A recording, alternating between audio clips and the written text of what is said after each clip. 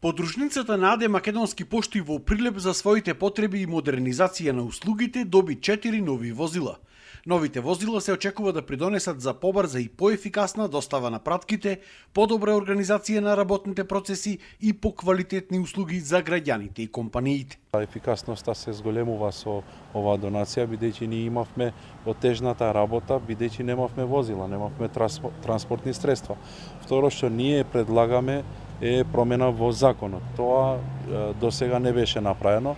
Сега сме на добар пат, чекаме во наредниот месец тој закон да помине и сигурен сум дека ќе успееме во тоа, дека условите ќе се подобрат и ефикасноста ќе биде во ниво на тоа што треба.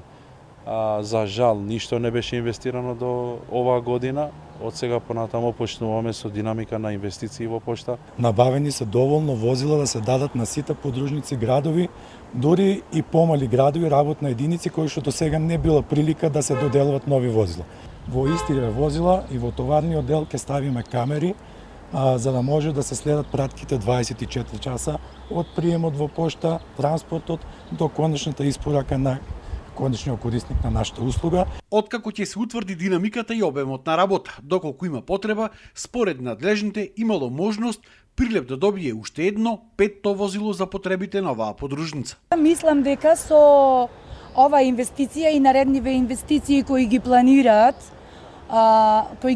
владата, Македонска пошта можам да кажам дека со тие инвестиции мора да ја вратиме како најсигурен и најбезбеден и единствен сервис на граѓаните на Република Македонија. Да кажам дека и општина Прилеп се потпира на токму на услугите на Македонски пошти, односно подружница Пошта Прилеп. Сите целосната комуникација која што имаме со граѓаните извршуваме преку услугите на Македонски пошти и подружницата во Прилеп. Навистина сметам дека треба да се подобри услугата која што ја даваат кон граѓаните, тоа е од јавен, од општ интерес, затоа и моето присуство овде денес и се надевам дека и ова исклучително архитектонско здание ќе препознае раководството и по ова што го слушнавме дека треба покрај тоа што постои треба и добро да се одржува. Инаку ова се дел од 100 нови транспортни возила кои што беа обезбедени од страна на владата за ова јавно претпријатие.